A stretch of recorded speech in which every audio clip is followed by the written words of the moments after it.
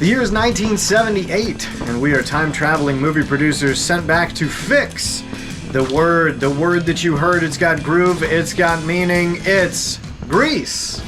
Cue the intro.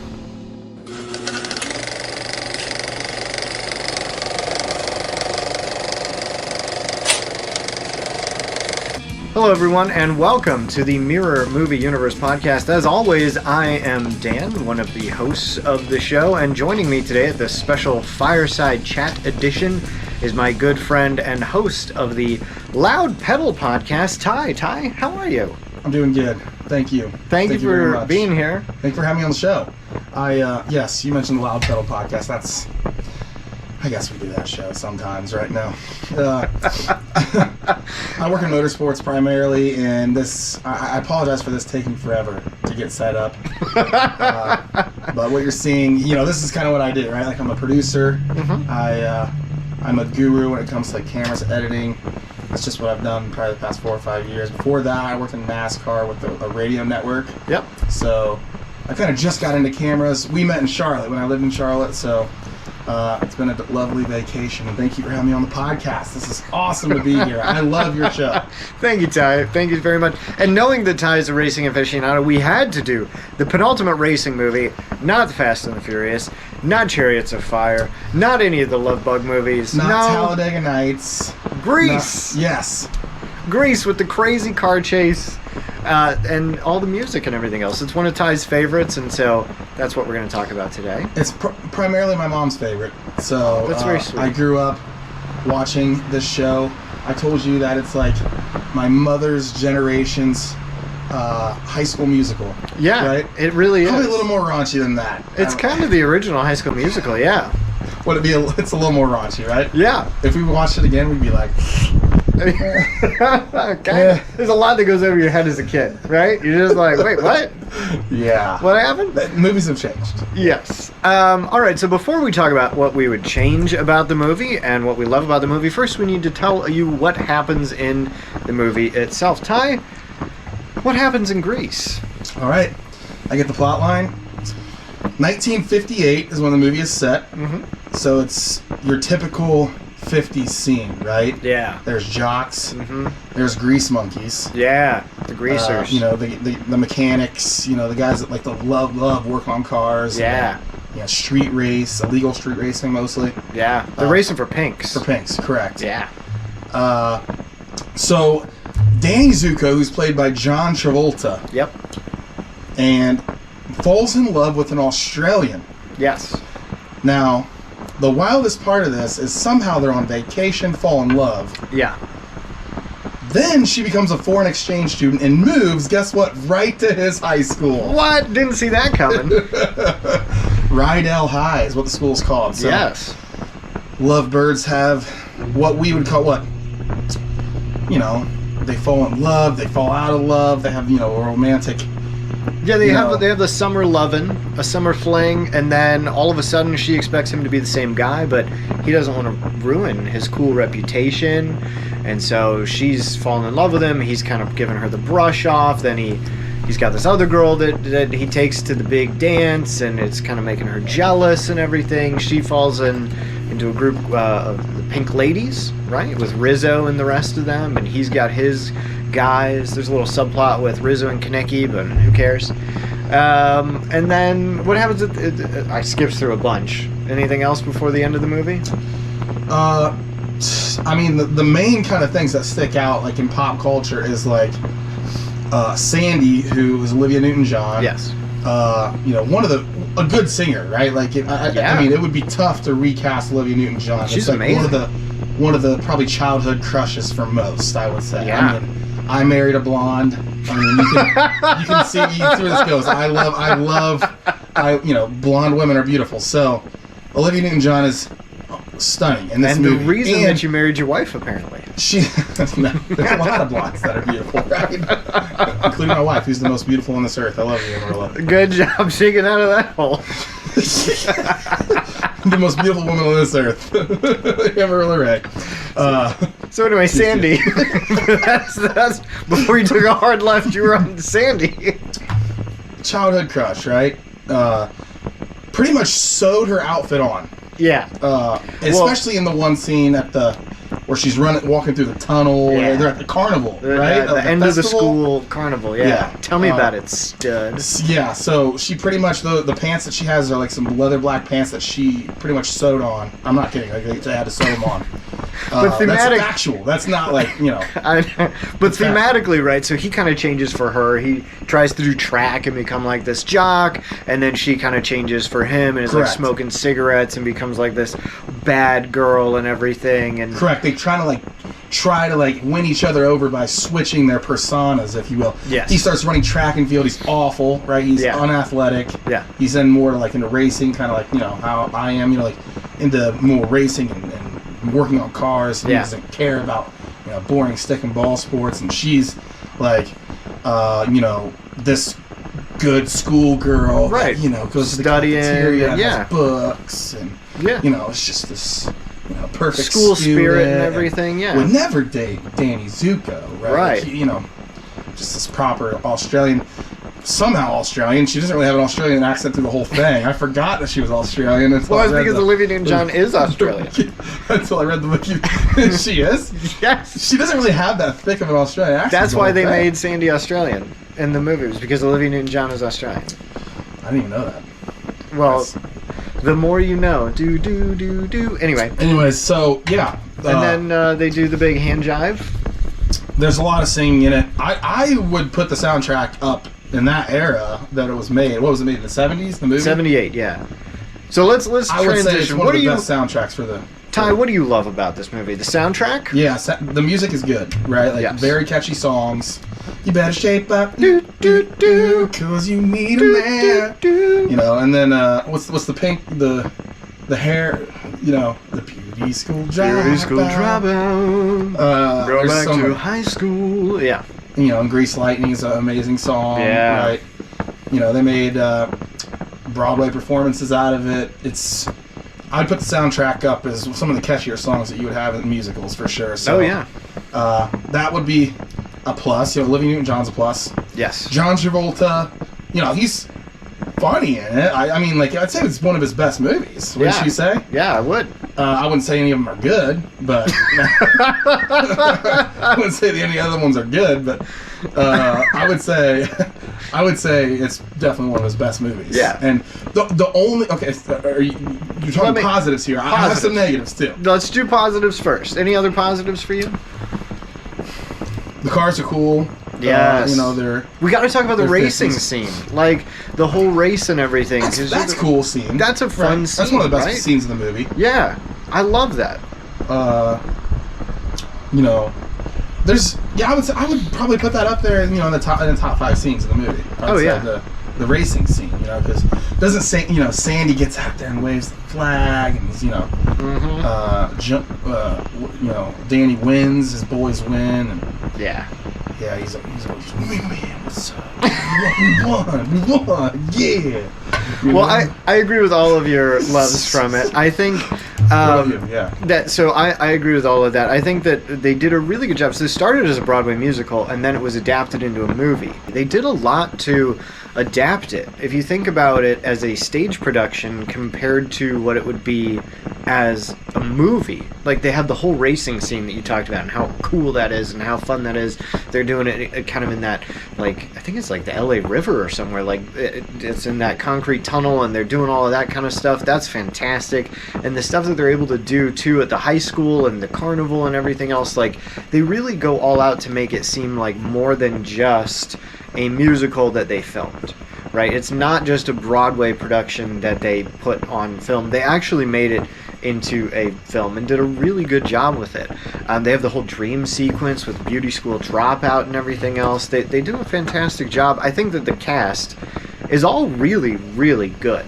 Especially some of the supporting cast. Like the principal lady is absolutely hilarious. The old lady who's like, "Good morning, students." Like, I love that. I love that. All of them are great. Even the shop teacher, who has like a little nerdy guy, is funny. Eugene. Yeah. They have like a really great supporting cast for the most part. Like, I know the cast gets knocked on a little bit. I think that they all do a really good job. And you talked about the music. It is so catchy, and it's such an iconic pop culture phenomenon, which is crazy. It's made in the 70s to idolize the 50s, and it still sticks in our heads to this day. Everything from the wop bop loop bop wham bam boom to the Grease Lightning burning up the quarter mile to Tell Me About It Stud Sandy, you know, all of that. It's such a great movie, and it's so fun. It's so fun to go back and watch. There's a lot that you kind of miss as a kid, and we talked about that before, like the whole thing where Rizzo was maybe pregnant and stuff. And they're all like barely graduating high school. Yeah, that would be one of the biggest negatives I have is like they're supposed to be in high school. Yeah. And they're like mid-20s to 30s almost, yeah. Right? Like, how old's Travolta when he plays this character? I think he's one of the younger ones. He's in his 20s. Olivia Newton-John was 29. Rizzo was 33. Olivia Newton-John was almost 30 years old and was supposed to be in high school. Yes. That happens a lot in Hollywood. Yeah. I mean, how old was Zac Efron when he was making High School Musical 3? Like, I wouldn't say he was in his mid-20s or late 20s, though, when he was doing it. I don't know. I think that here's the thing. If the actor can pull it off, it's fine. And I think that some do it better than others. Olivia Newton-John looks young and beautiful, and maybe not like 17 or 18, but she looks younger than some of the co-stars. I think, you know, Rizzo looks a bit older, Kaneki looks a bit older, some of those guys. I get where you're going with that. So is that what you would fix? Would you bring in a younger cast? What would you change? Fix? Are we to that part? Well, what would you, or if you have other little things. Sometimes we talk about multiple negatives and then settle the on negative a fix. I have that I would fix, if you want me to tell you, is I would fix the ending. I think the whole movie is realistic, right? Very realistic. I mean, you know, this is a love fling that would be very realistic for any of our grandparents, right? And yet a car takes off in the middle of the air. It does. They like fly away and they're waving goodbye. A very realistic carnival. It's a good carnival, a good setup carnival with awesome music, and then all of a sudden, the car is in the air, and it's like not a good shot scene either, because you can just tell they're just like not in the air actually. Right. I mean, this is 1978. They didn't really fly the car. So I'm sure. Not a good scene. I would, do you want me to tell you how I would fix it? Yes. How would you fix that scene? I would probably show Danny Zuko graduating. Okay. Because that would be impactful, right? Because he struggled through school, didn't care about school, only cared about cars and chasing girls and winning races. And I would show him getting his diploma and stuff. Maybe Sandy getting knocked up. You know. What? But that'd be a good, nice little sequel or something, right? Like have a kid, or right out of high school, have a kid. You know, have a successful life. Grease after 2, that. Baby Grease. Like, Baby Grease 2, right? Well, there probably was a Grease 2. I'm sure there was. I've never seen it. Most likely awful, but Grease. So not the knocked up part. I would show the graduation ceremony. Danny Zuko getting his graduation thing. All the other characters, even the annoying girls. Some of the annoying girls. Yeah. I didn't. Some of the girl characters I didn't care for that much. I mean, okay, so I get why the lady characters. They just were kind of. The heroine was good. Yeah. The pink hair girl. Yeah. She was fun. There was a lot of them pink hair though, right? Okay, I know who you're talking about. Like Sandy's good friend. Like, Rizzo, you talking about Rizzo? Probably. Okay. She kind of was angry a lot. Yeah, that's Rizzo.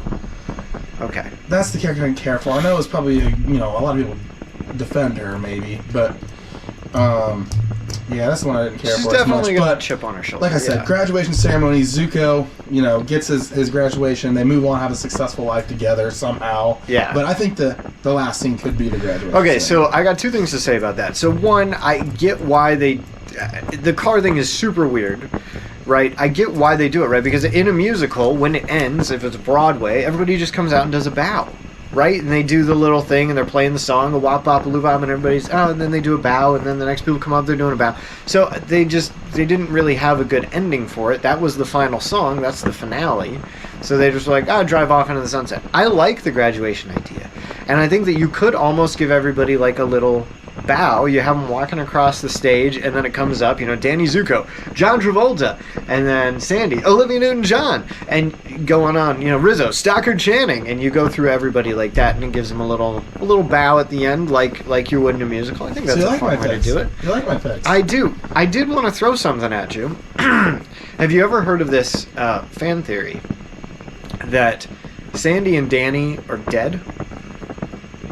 So in the beginning, like that's why they go to heaven. Because at the beginning she says that he saved her life. She nearly drowned. So she was drowning. This cute guy comes to try to save her life. They both drown, and the entirety of the movie is just her fever dream as she loses consciousness and then flies off to heaven with him in a car. So it's an entire, like, almost, like, middle before heaven life. Yeah. That they're dreaming about. Yeah. That's a decent theory. I mean... It's not mine. I don't know who came up with it, but it's cool. That's a decent theory. It's ridiculous, but yeah, it's a decent theory. Whoever said that, no, I'm just kidding. It's a musical, folks. Like we're going to watch it at Broadway. These people aren't dead. Like, this isn't Beetlejuice. Like, these people are. Let's keep it light. Might be old in the movie. You know, they might be, you know, in their 40s playing, you know, 18-year-old characters, but they are alive. Yes. Hey, speaking of that, that's my fix. So, if I was going to do a fix and recast one person, and yes, there's a lot of people who, like, get on the oh, why was everybody in Greece so old? Oh, it's because this or that. It's just, I think that it's fine if you can play young. I think John Travolta plays young. Olivia Newton-John plays young. Kaneki, Rizzo, maybe not so much, but if there was one person that I was going to recast, it would be the leader of the Scorpions gang, Craterface, who, if you remember, Rizzo tries to make Kaneki jealous and, like, goes to the dance with him. I remember him, yes. That dude looks ancient. Like, maybe he's not supposed to be in high school, but he looks like he's 40. He looks like he has just, like, been around the block a couple times. I do remember him being like a really, like, a decent villain character, though. Like, yeah, he's a good villain. Like, he seemed scary. You know, like, yeah. If you rank some of the, you know, like, the villain in Christmas Story, he seemed, like, scary looking. Like, he just had that scary look. That guy, he looked scary. That's true. I mean, that's a good point. He does look scary. I think, like, during the whole racing thing, like, I get that as an antagonist, but having Rizzo, like, be with him... Did he have, like, 5 lines, if that? I mean, it's a super minor... Grease is such a good movie. It doesn't need a big fix. Right. And when we talk about these movies, it's because we love them. So it's just a super minor thing. I'm going to change Craterface to somebody else who was looking scary and up and coming in the late 70s. What was it, 78? Yeah. Christopher Walken is going to play Craterface. Why not? That would be good. Let's race for pinks. That would be such a... I'd give him more parts. I mean... Yeah. Actually, let's just make a whole sequel of just... Danny, what's up with the car? You want some Salisbury steak? Yes. There was knives in the wheel. They cheated. Can you talk about how they cheated? They cheated. Nobody cares. I mean, that's what happens in street racing, right? There's no rules. You're the racing guy. Do people really street race like that? I mean, yeah, tons. When we were in Puerto Rico, we ran into a street race. Really? It was wild. Do they race for pinks? No, they race for each other's vehicles. So yeah, I guess that's what pinks means, Ty. Yeah, basically. But it ended up in a shootout. So. It's usually the end story there. Is there more to it? Like, you can't end with that. The only reason they were at that corner is because that was, like, the only place in the town that we were in that had, like, no speed bumps. So. Oh.